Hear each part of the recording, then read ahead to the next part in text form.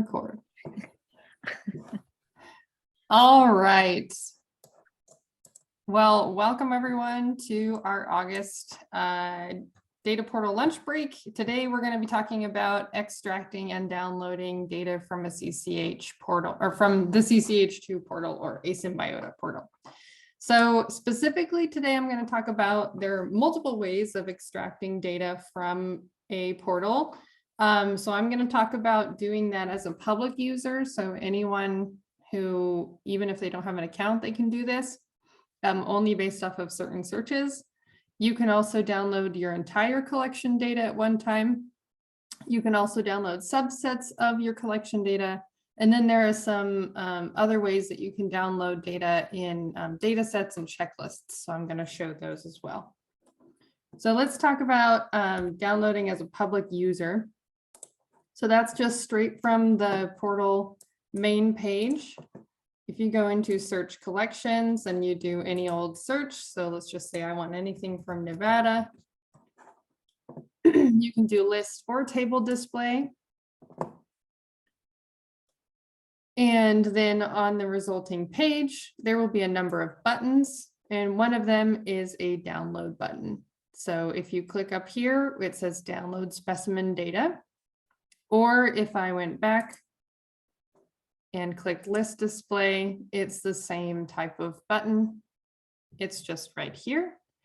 And when I click download specimen data, let me make sure that I need to show you my whole screen. There we go. So when I click download specimen data, you should see a page like this, and it is going to show you some options. You can download it in Symbiota native form, which means the exact fields that show up on the occurrence editor are going to show up in the file that you are downloading.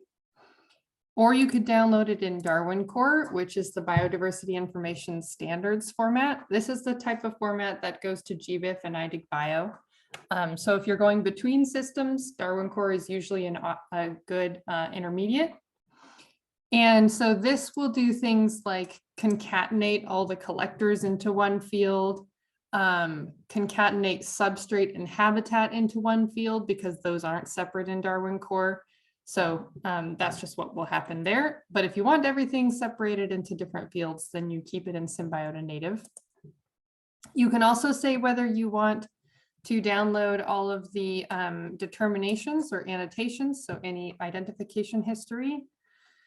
You can download the image records, and important caveat, this does not actually download the images. It downloads a file that has all the URLs to the images. So there is currently no way of batch downloading the actual JPEGs from the portal. But if you could write a little script that goes to each of those URLs in the file and downloads from there, but that's just not how this works. This will only give you a couple of CSV files. You can also say whether you want to include the occurrence trait attributes. So those are in our portal, the phenological traits. So if those exist, then you'll get what's called a measurement or fact file, and that's going to have all of the phenological scores. You can decide whether you want those data as a CSV file, just comma separated, or a tab delimited. Both of these types of files will open in Excel. I've had the best luck with CSVs. Sometimes tab delimited will not parse out correctly, but you can usually use the data wizard to parse it just fine. Character set, these are just different encodings. I usually recommend using UTF-8 because that generally translates well between systems, but it depends on what you're using. If you use ISO, sometimes you will get, if you have like an ENYE or a special character, it will get corrupted in your Excel file. So UTF is probably the best option. And if you just want all of the specimen data and you don't need the images or the traits or the annotations, then you can just uncheck all these boxes and you don't even need to put it into a zip file in that case. And then you could click download data. All right, so then to get get all of your collection data at one time, if you were a collection administrator, you would go into My Profile, Occurrence Management, and then the name of your collection. And then down in your administration control panel, there's an option that says Download Backup Data File.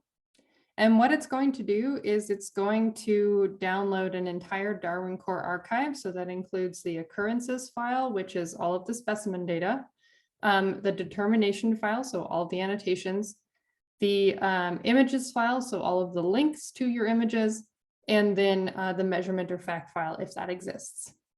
One important caveat is that this doesn't necessarily download things like loan information. This isn't an SQL dump, which means every single piece of data connected to that specimen record. So this is for mainly when you're downloading your data and not if you need to transfer it to like a completely different system and you need all the loan management information. For that, you would probably need to contact the Symbiota Support Hub and they could get that information for you. But when you click on this, you'll get two options, just which encoding you want, because it already by default is going to give you all those files that I just talked about.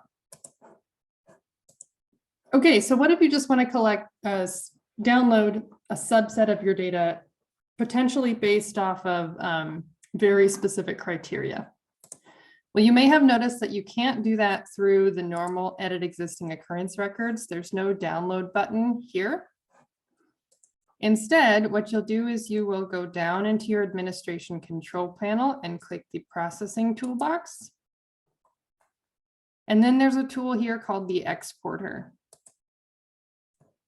So this is where you can filter your records based on processing status or up to 3 additional filters. You could filter according to traits as well. So this is where you could say, okay, I want everything that isn't georeferenced. So let's say decimal latitude is null. Let's say that I want everything from a specific county. So I could say everything in which the county is San Benito, etc. And then the same options as before apply here as well. So you could decide whether you want it in Symbiota native form, Darwin Core format, whether you want any of the extensions, whether you want it in a zip file, CSV, character set, etc. So that's how you could download a smaller amount of more specific data. Then for people who want to, well, not everyone has access to this because this is an administrator control panel tool. And sometimes you want to be even more specific than this allows. And so one way to kind of work around that is that you could make a data set out of the specimens that you want to download, and then you can download that data set. I think we covered data sets in a previous data portal lunch break, but I'm going to just show you this workflow really quickly. So in this case, I would go to search my collections. And then let me get a little smaller here. Let's say I wanted Nevada. And let's say I wanted a couple of specimens from here and there and everywhere. So from this search page, I can click this data set management. And then I can select which specimens from this search I want to add. So this would be if you want to download specific specimens that may not be able to be searched by a couple of criteria. So you could use a larger criterion and then use whatever individual criterion you want to add them all to your data set. So I'm going to add them to this data set up in my data management box here. And then add selected records. Alternatively, you could add the complete query. So if I wanted all the Nevada specimens, I could do that. Or if I wanted everything on the page, I could check this box. but I'm just going to add these selected records. And then once I've done that, they will be added to my data set list. So I had added some previously, and I just added those 4 more or so into my test data set. And so these can come from any collection, and I can individually choose them. And then I could click export data set right here, and all those familiar options would come up. So this is a good option if you have a very specific query that you want to, or a very specific set of criteria that you want to use to download your data. That does mean that you have to individually add those specimens to your data set or add them in small batches, but at least you don't have to download them all in small batches. You can put them all into one data set and then download them together. And then I also wanted to quickly comment on the ways that you can download checklist data. So if you're managing a checklist, so I have this test checklist right here. You can download the data from your checklist in a couple of ways. You can just export to a doc or download the checklist like this. But what you're going to see is that this is downloading just the checklist itself. So just the taxonomic names. But if you wanted to download all of the vouchers associated with that, if there are any vouchers, then you would go into this checklist administration box. Oh, nope, actually that's wrong. You go into the manage linked vouchers tool. And then at the very end, there's a thing that says reports.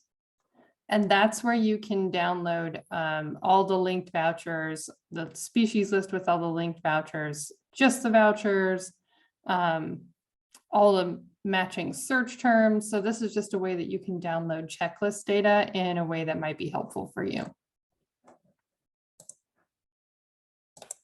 All right, any questions about downloading data from CCH2?